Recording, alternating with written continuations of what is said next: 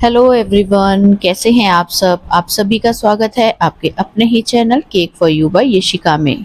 आज मुझे बनाने हैं दो बेंटो बॉक्स केक। तो इसके लिए मैंने 5 इंच के टिन में ये स्पॉन्ज बेक किया है और इसके लिए मैंने प्रीमिक्स यूज़ किया है 120 ग्राम। तो इस स्पॉन्ज का मैं आपको वेट भी दिखा देती हूँ। इसका वेट लगभग 160 ग्राम आया है। तो ये जो बेंटो बॉक्स हैं, ये थोड़े से बड़े साइज़ के बेंटो बॉक्स हैं। इसमें आप 5 इंच के टिन में बेक करके ना इजीली बना सकते हैं केक। इससे छोटे भी साइज़ में आते हैं, बट उनमें ना फिर मैं अपने किचन की जो सिंपल कटोरियाँ हैं, जो कि 3.5 से 4 इंच के बीच का डायमीटर है जिनका, मैं उनमें बनाती हूँ।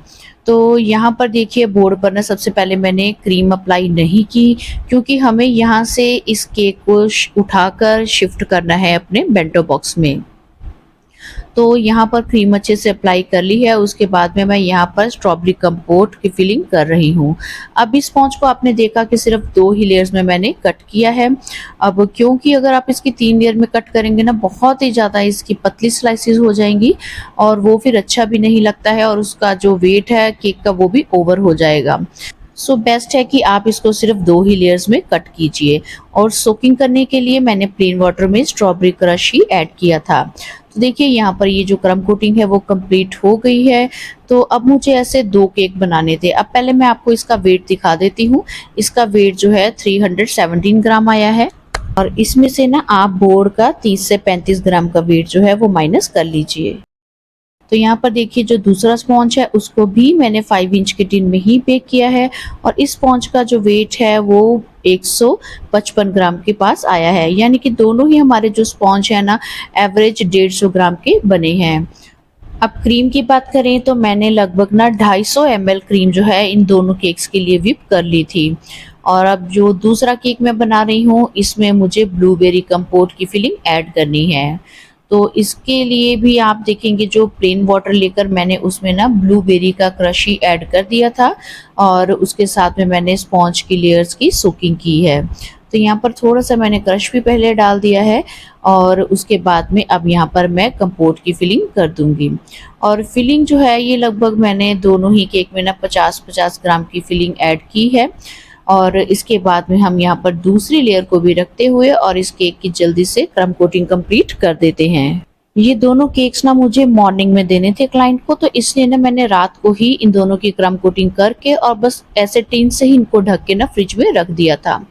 तो देखिए, नेक्स्ट मॉर्निंग इसको मैंने ना क्रम कोट किए हुए केक को निकाला है फ्रिज से बाहर। पहले ना मैं इस पर सिंपल जो हमारा पैलेट नाइफ है उसको पानी से थोड़ा थोड़ा गीला करते हुए ना इस केक की साइड्स पर और टॉप पार्ट पर चला दूंगी। इससे क्या होता है कि अगर थोड़ा सा क्रीम का टेक्सचर ड्राई हुआ भी हो ना, तो वो थोड़ा सा वापस ना मॉइस्चर रिटेन कर लेता है। अब फाइनल आइसिंग करने के लिए मैंने मैजिक का olive oil jail colour use किया है, और उसके साथ में मैं इस सारे ही केक को कवर कर दूंगी। इन केक्स के लिए ना मुझे क्लाइंट की ओर से कोई भी डिज़ाइन नहीं दिया गया था। उन्होंने कहा था आप अपनी मर्जी से कुछ भी बना दीजिए।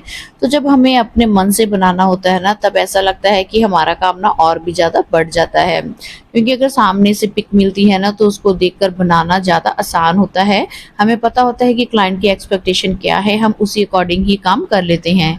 बट जब खुद से बनाना होता है ना, तो ऐसा होता है कि जो डिज़ाइन हम बना कर दे रहे हैं वो क्लाइंट को पसंद भी आना चाहिए। सो यहाँ पर देखिए, जो फाइनल आइसिंग है वो इस केक की मैंने कंप्लीट कर दी है। और अब जब डिज़ाइन बनाना है मुझे यहाँ पर, सो सबसे पहले ना मैंने नोज़ल नंबर 8 यूज़ की है और उसमें पिंक कलर की क्रीम डालकर पाइपिंग बैग में ऐड कर दी है। तो यहाँ पर सबसे पहले ना मैं इस तरीके से बस ये ड्रॉप्स का डिज़ाइन बनाते हुए और ऊपर एक जो राउंड है वो कंप्लीट कर रही हूँ। अब समझ नहीं आ रहा था और क्या डिज़ाइन बनाऊँ। फिर जो क्रीम से हमने इस केक को आइसिंग की थी, उसी क्रीम को मैंने पाइपिंग बैग में ऐड किया, और छोटे रोजेट बनाने वाली नोज़ल में, जो छोटे साइज़ की ओपन स्टार नोज़ल है, उसमें ऐड करके छोटे छोटे मैंने ना रोजेट बना दिए, और सिंपल येलो कलर की क्रीम बनाई, उससे छोटे छोटे हार्ट्स बना दिए। अब लास्ट में लीव्स बनानी तो बनती हैं, तभी हमारा डिज़ाइन कंप्लीट होगा। सो पाइपिंग बैग को मैंने उल्टा वी की शेप में कट देते हुए उसी की हेल्प से ना यहाँ पर कुछ लीव्स बना दी थी। बट अब भी लग रहा था कि कहीं कुछ कमी है, कुछ और इसमें एडिशन की जा सकती है। जब हम काम करते जाते हैं तो कई बार क्या होता है कि काम करते करते डिज़ाइन बनाते बनाते ना बहुत ज़्यादा होश पोश भी हो जाता है। सो उस बात को भी मैं ध्यान में रखते हुए ही ना बड़ा सोच समझ कर काम कर रही थी, क्योंकि मुझे ये था कि कहीं डिज़ाइन सारा ख़राब ना हो जाए, पता लगे कि ये सारा डिज़ाइन मुझे दोबारा से बनाना पड़ जाए। सो इसलिए टाइम लेते हुए सोचते हुए मैं यहाँ पर काम कर रही थी। जहाँ कहीं मुझे कुछ लग रहा था कमी है, वहाँ पर मैं एडिशन करती जा रही थी।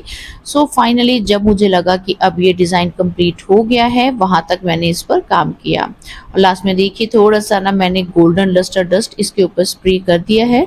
और इतना बनाने से ही ना ये जो छोटा-सा केक है देखने में बहुत ही ज़्यादा प्यारा लग रहा था।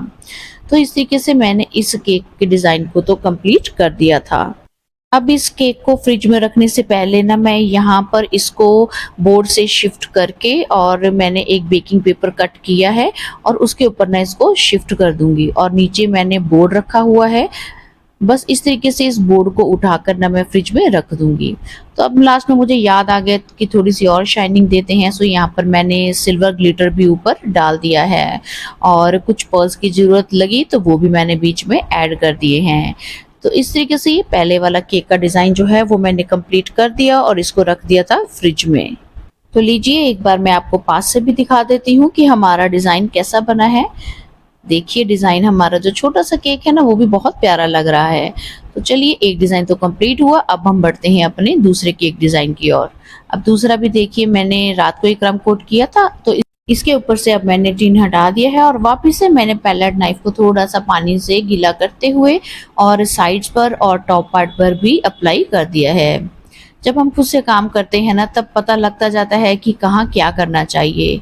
तो इस तरीके से जब आप भी काम करना शुरू करेंगे तब आपको आइडिया होता जाता है कि कहाँ पर किस चीज़ की ज़रूरत है। जैसे कि क्रम कोट करने के बाद में रात को मैंने इसको फ्रिज में रख दिया, जब सुबह मैंने टिन उठाया तो देखकर लगा कि क्रीम का टेक्सचर थोड़ा ड्राई हो गया है। तो वहाँ पर फिर समझ आ जाती है अब नेक्स्ट हमें क्या करना है। सो यहाँ पर अब देखिए जो कलर है मैंने यहाँ पर टर्कोइज कलर का यूज़ किया है और सिंपल एक ही कलर की क्रीम बनाकर और उसके साथ में मैंने इस पूरे केक को कवर कर दिया है। और इस केक के लिए मैंने छोटे वाले पैलेट नाइफ का ही यूज़ किया है क्योंकि छोटा सा केक है, सो हमारा छोटा पैलेट नाइफ यहाँ पर अच्छे से काम कर रहा है। और यहाँ पर अच्छे से क्रीम स्प्रेड कर दी है मैंने। अब फाइनल जो काम है वो मैं अपने स्क्रैपर के साथ में ही करूँगी, क्योंकि जब तक मैं साइड्स पर स्क्रैपर नहीं चलाती ना तब तक मुझे कुछ सेटिस्फेक्शन सी नहीं होती। और आप मानेंगे कि स्क्रैपर के साथ में अगर आप भी काम कर रहे हैं ना तो आप जानते होंगे कि उसका जो इफ़ेक्ट है, जो उसका टेक्सचर है वो बहुत ही ज़्यादा अच्छा आता है क्रीम के साथ में जब हम ऊपर स्क्रैपर यूज़ करते हैं। तो यहाँ पर ऊपर जो एक्स्ट्रा क्रीम है उसको भी मैं धीरे धीरे ना पैलेट नाइफ की हेल्प से बाहर से अंदर की ओर लाते हुए उठाती जाऊंगी और उसको फिर मैं अपने स्क्रैपर के ऊपर साफ करते हुए हर बार पैलेट नाइफ को इसी तरीके से दोबारा से फिर एक बार केक के ऊपर चला दूंगी। सो यहाँ पर फाइनलाइजिंग कंप्लीट करने के बाद में ना मैंने इस केक के ऊपर ब्रश के साथ में भी थोड़ा सा इफेक्ट दिया और इस केक को ना मैंने फाइनल डिज़ाइनिंग करने से पहले ही उठाकर बेकिंग पेपर के ऊपर शिफ्ट कर दिया था। और अब मैं इसके ऊपर जो है ना अपना फाइनल डिज़ाइन बना लूँगी। तो यहाँ पर फाइनल डिज़ाइन बनाने के लिए मैंने फूशिया कलर की जो जेल कलर है वो यूज़ किया है और उसके साथ में मैं यहाँ पर ना छोटे छोटे से ना रोजेट बना रही हूँ। ये सबसे छोटे साइज़ की ओपन स्टार नोज़ल है, तो इसके साथ में मैं डबल डबल जो है ना वो रोजेट बनाती जाऊंगी टॉप पार्ट पर और ऐसे ही ना कुछ रोजेट में साइड्स पर भी बना लूँगी। इसीलिए मैंने पहले ही इसको बेकिंग पेपर पर शिफ्ट कर दिया था ताकि मुझे आइडिया रहे कि मुझे साइड्स पर कितने पार्ट तक ये रोजेट बनाने हैं। और बाद में थोड़ी सी लीव्स भी मैंने बना दी हैं। सो इस केक पर तो मुझे सिर्फ इतना ही डिज़ाइन बनाना था। इस डिज़ाइन के साथ में ही ना इस केक की जो लुक है वो बहुत ही ज़्यादा अच्छी लग रही थी। सो कई बार क्या होता है कलर कंट्रास्ट इतने उठकर आते हैं ना कि थोड़ा सा काम करने से ही ना केक की लुक एकदम बढ़िया निकल आती है। और अब कुछ स्प्रिंकल्स भी ऐड कर दिए हैं मैंने। तो इसके बाद में अब इस केक को भी मैं रख दूंगी फ्रिज में और जब मुझे लगेगा कि केक थोड़े से चिल्ड अच्छे से हो गए हैं, लगभग 1-2 घंटे के बाद में मैं उठाकर इनको बेंटो बॉक्स में डाल दूंगी। तो पहले मैं आपको इसका वेट भी दिखा देती हूँ। ये देखिए हमारे इस केक का वेट जो है वो लगभग 320 ग्राम बना है। तो जब दोनों ही केक अच्छे से मेरे चिल्ड हो गए थे तो लगभग 2 घंटे के बाद में मैंने इनको ना बेंटो बॉक्स में डालकर फिर कवर करके फ्रिज में रख दिया था। तो लीजिए अब आपके सामने ही देखिए मैं इसको बेकिंग पेपर के साथ में उठाते हुए और अपने बेंटो बॉक्स में शिफ्ट कर देती हूँ। जब भी आप बेंटो बॉक्स केक बनाएं तो बस इतना ध्यान रखें कि आपके केक की हाइट ना इतनी भी ज़्यादा ना हो जाए कि जब आप बेंटो बॉक्स को बंद करें तो वो ऊपर से टच हो हमारे बॉक्स के साथ में। तो देखिए कैसे लगे आपको आज के मेरे दोनों डिज़ाइन। आई होप कि आपको ये डिज़ाइन ज़रूर पसंद आएंगे। तो आज के लिए बस इतना ही, जल्दी ही मिलेंगे एक और वीडियो में। बट जाने से पहले अगर आपने चैनल को सब्सक्राइब नहीं किया है तो जल्दी से चैनल को सब्सक्राइब कर दीजिएगा। तो जल्दी ही मिलते हैं एक और केक डेकोरेशन की वीडियो में। Till then bye bye, thanks for watching.